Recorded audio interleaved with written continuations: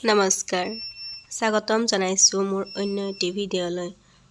আপোনালোকৰ মাজলৈ লৈ আহিছোঁ লোকৰ বাণী।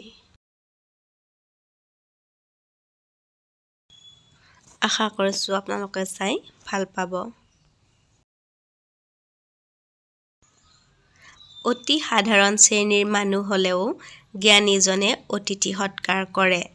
বাল্মীকি।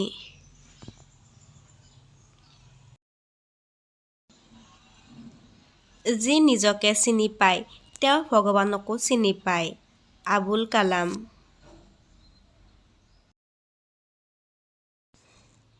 শিক্ষা হ'ল জীৱনব্যাপী চলা এক বিকাশমুখী প্ৰক্ৰিয়া।